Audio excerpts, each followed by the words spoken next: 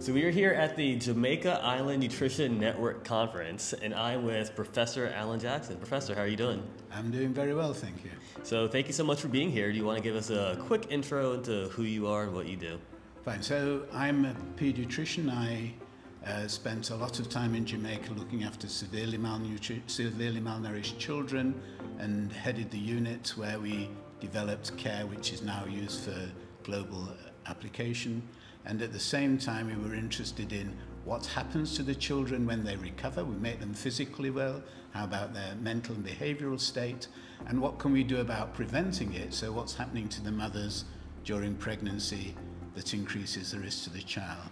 And so over the years, we've looked at the whole of childhood, and we've been particularly interested in asking the question, how does nutrition influence the growth and development and the schooling of children, particularly during the time period where they are gaining their own independence, making their own decisions, coming into adolescence, and is there anything that we can do for both boys and girls in school so that they learn to look after their own health, but also to become better parents, so that the next generation of children are less likely to be malnourished, so that we can build up a positive cycle of each generation helping the next generation to be better, and using the learning experience, the maturational experience, as the vehicle through which that might take place. So yeah, so it sounds like you are trying to break the cycle essentially, or build a new cycle, and are you saying that you can do that through child nutrition? Oh, I'm sure that we can do it through nutrition. You may have heard of the first 1,000 days. Mm-hmm. So the concept of the first 1,000 days was something that very much derived from work of a colleague of mine in Southampton, Dr. David Barker, who showed that the size of the child at birth indicated their risk of chronic disease later in life, diabetes, heart disease, obesity. And therefore understanding what it enables the children to grow and mature well sets the trajectory or the platform for the rest of life and puts them either in a better trajectory or a less good trajectory.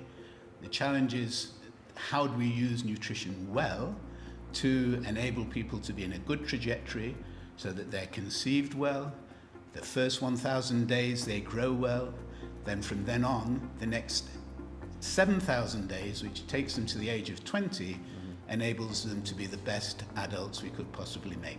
It takes 20 years to grow a child. We want that whole 20 years to be a wonderful experience wherein they're doing the right things health-wise in terms of physical activity, appropriate diet, appropriate social interactions is the norm, and it comes naturally without any special effort. Oh man, I love it. So what is one key takeaway that you would like to share with everybody out there watching about your keynote today and being here? So these things don't happen naturally. It requires that the society is organized and structured to create a world where children can do well. And the two critical considerations for that is that the government and those responsible adopt policies and programs that enable that.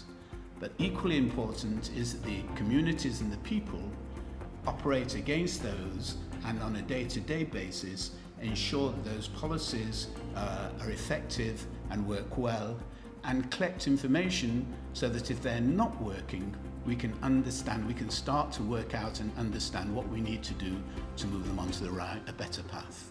I agree so much. So it's going to take everybody pitching in to make the world a better place, right?